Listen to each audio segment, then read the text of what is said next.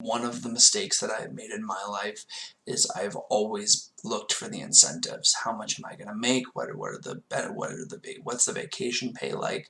I never looked at the source material to say, am I happy? And this is all going off the cuff, but my next question for you is, where did you get the mindset from of, I'm going to take risks in spite of what my family thinks? My own actions alone weren't the only way for me to achieve a better situation. It was out of your hands. It wasn't to talk myself into a raise myself. It would have to be a raise for all those in my current position. Got it.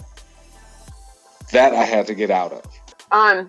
Well, so like you said, not growing up, going to school with a bunch of people who actually had like been messing around with cameras since they were 5, it's very disconcerting because I'm sitting here like, okay, so I just randomly decide like this is what I want to do. Like why do I have the right to be here when you've known for so long? I mean, I do like value like the basic opinions of my parents, but when it comes to like technical stuff, I think, you know, they lived in a different age.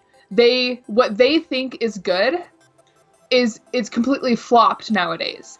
If you are feeling discouraged, if you're feeling like, you know, you want to learn how to do something, if you're feeling like you need some advice, if you're just feeling like you need some motivation, my friends, these people have done cool things, and they aren't so far outside of the realm of normal that you can relate to them.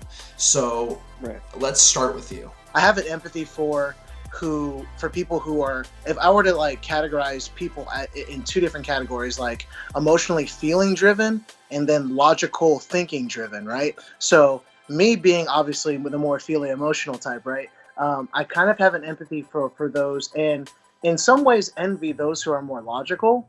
I can clearly remember I was on a train to New Orleans, and it was the first time that I had like kind of gotten away from even like college writing, and it was just kind of like, you know what, man, like I had heard all my professors say over and over again that the only time that you're going to be a writer is when you're actually writing.